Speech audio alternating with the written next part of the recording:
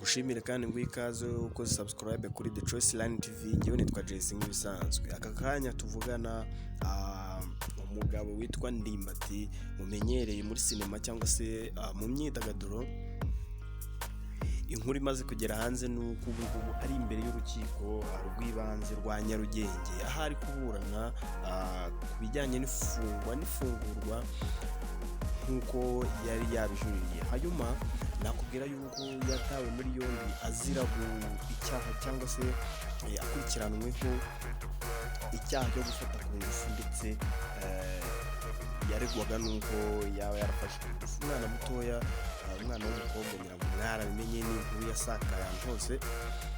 Hanyuma bikaba byaravuzwe cyane yuko uwo mukobwa ngo yaba yarahohotewe n'uyu mugabo Ndimbati, nk'uko byavugwaga ko ngo yaba yarabanje no kumusindisha. Muri iyi minsi abantu ibi byaha birimo biragenda bibafata cyangwa se bagenda babikora.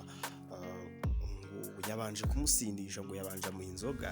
Ibi ni ibintu biri kugenda bigushamo abantu cyane, ugasanga umuntu ngo yafashe ku ngufu yabanje no kusindisha.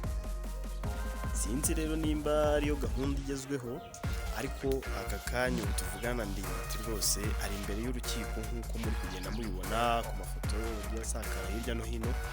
Akaba rero ari kuburana cyangwa ari kujuririra ku bijyanye n'ifungwa n'ifunguro.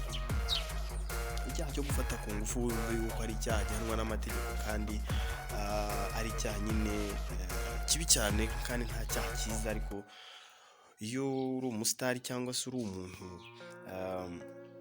byumvikana ko uzi iby'amategeko, ukaregwa icyaha nk'icyo cyo gufata ku ngufu, ntekereza yuko ari ibintu bibi cyane. Ndimbati rero wumve yuko ari umugabo wubatse kandi afite n'umugore, wumve ko anafite imyaka 50.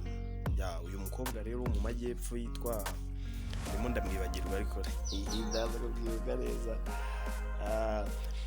ngo yamufashe ku ngufu nyine ngo afite imyaka 17. Nuko bimeze, wumve yuko nyine ari uko bimeze. Niyo kuri shyashya iri kugenda ivugwa hanze, tuze kureba rero ikiva mu rukiko cyangwa se urukiko rw'ibanze icyo ruri bwemeze. Ngewe nitwa Jesse, kora subscribe kuri The Choice Line TV. Ibiganiro nakagaruka niza nkuru shyashya ziri kugenda zitwitinga cyangwa se ziba zigezweho. Yes, tuze kubonana mu zindi nkuru zikurikira. Ngewe nitwa Jesse.